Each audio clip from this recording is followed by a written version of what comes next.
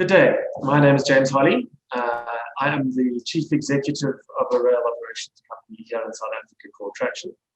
We operate in South Africa, of course, and then in 7 other countries in Africa. I'm also the chairperson, the non-executive chairperson of the Africa Rail Industry Association, or ARIA, which represents private industry's interests in the rail sector in South Africa.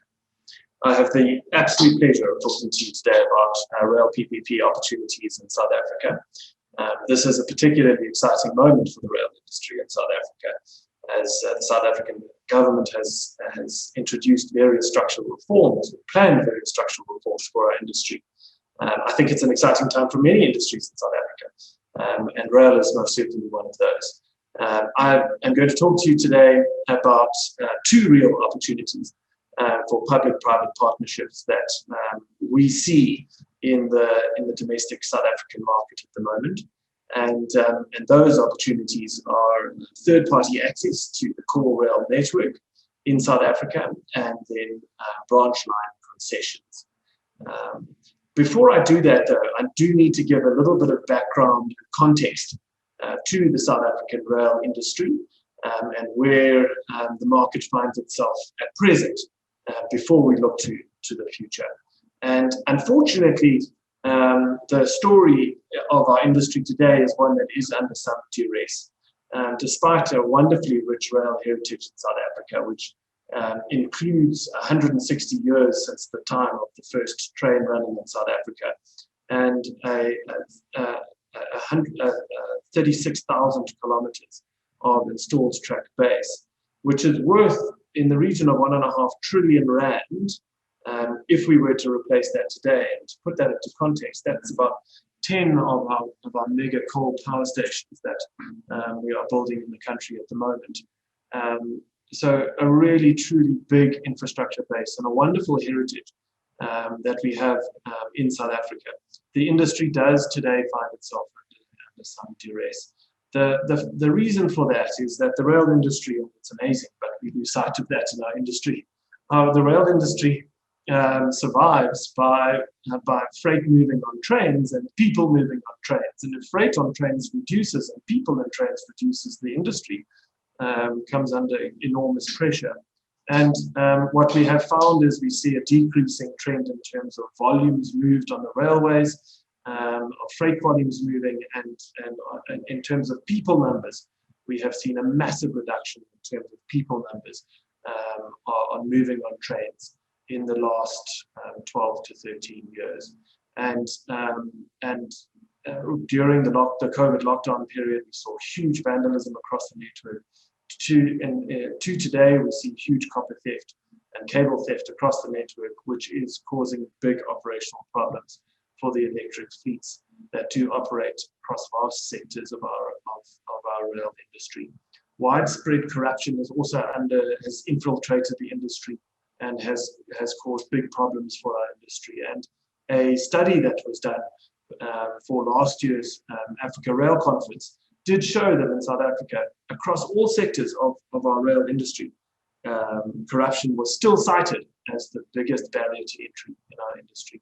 So that's the past, but it's not what I want to dwell on. What I want to dwell on is this great opportunity that we have to leverage this great heritage of tracked infrastructure into this period of exciting structural reform that beckons into the future.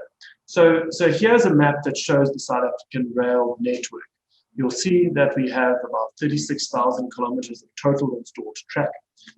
Transnet Freight Rail, which is the big state owner of track and operator, has some 23,000 route kilometers. Now, and as I've said, to replace that would cost about 1.5 trillion rand to replace. And that network, interestingly, is equivalent to that of Germany. So, and more than 80% of Africa's installed track base is based here in South Africa. So, the next important consideration is, well, how big is the freight market in South Africa? Well, at its peak, Transnet moved some 220 odd million tons. So the rail freight market in South Africa is a big freight market. What is interesting to note that you'll see on the red line, the general freight business, even in absolute terms, so actual volumes, excluding the growth of the South African economy, which at one stage was showing robust growth.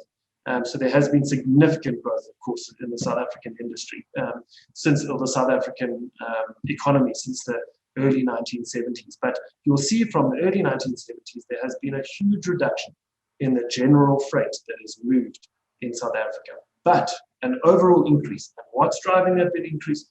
It's the iron ore and the coal mines in South Africa that are driving those big increases.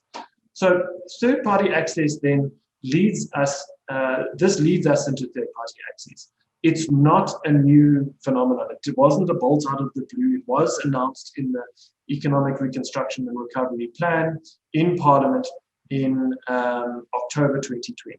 But prior to that, we saw it in a number of economic policy papers coming through from 2017, 2019, 2020. So when it came through, it was something that we as industry were anticipating.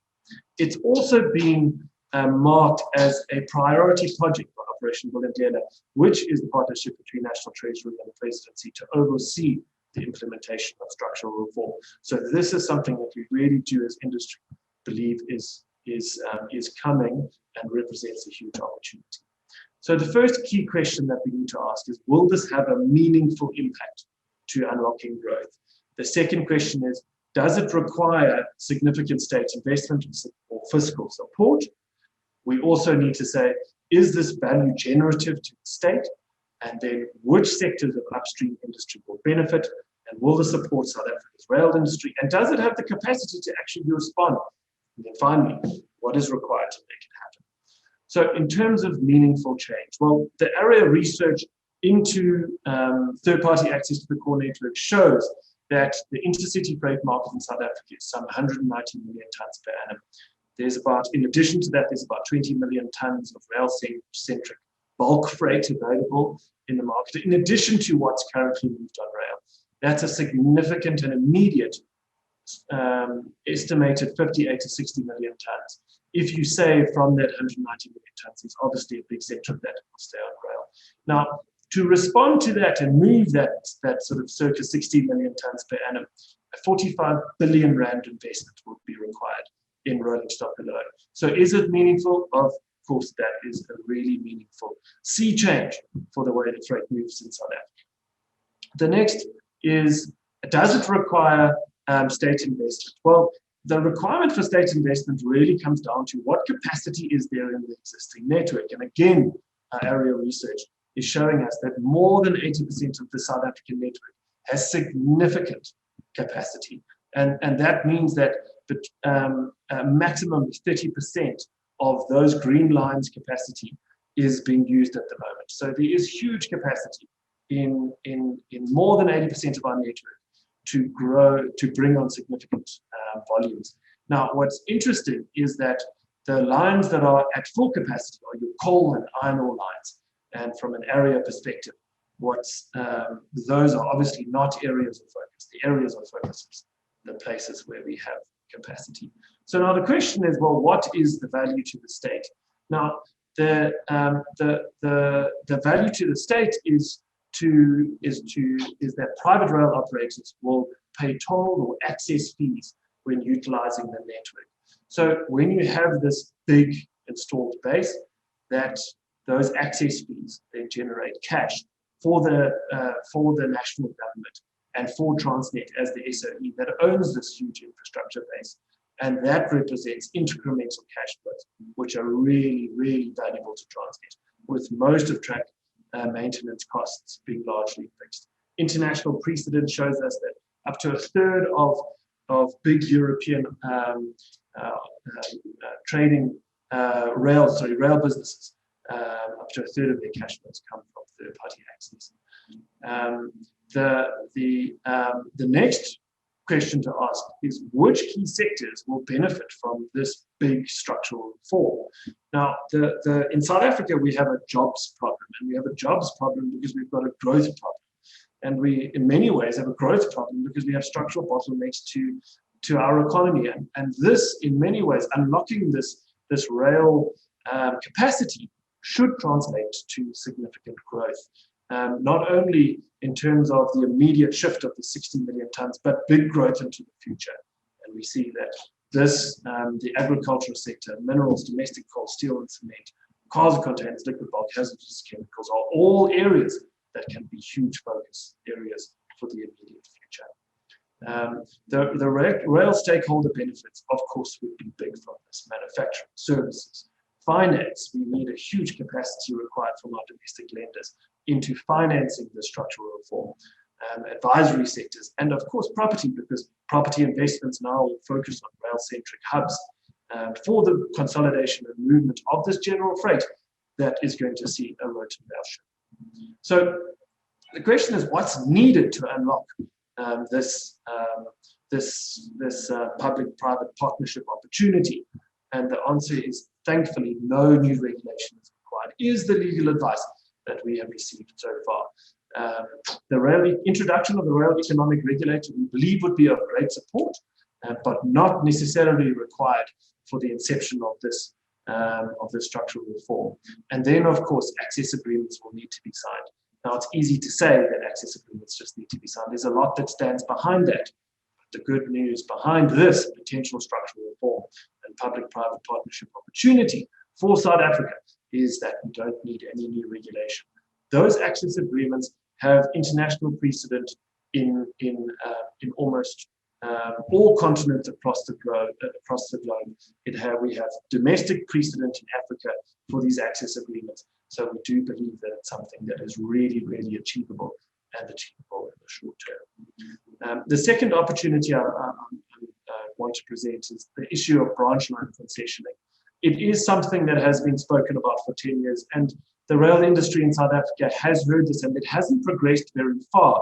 However, it was announced as part of the Economic Reconstruction and Recovery Plan, and it's also been earmarked as a priority project of Operation Vulindlela. So I do believe, and we do believe, that it's going to get a lot of focus. If you look at the map of the South African installed track base, you'll see on those black lines, those are largely your branch lines, and you'll see that there is a lot of branch line potential on the face of it in South Africa. However, we do need to be a bit careful on this front. In order for rail to succeed, we need the following ingredients: high volumes, long distances, and you need to control your destiny.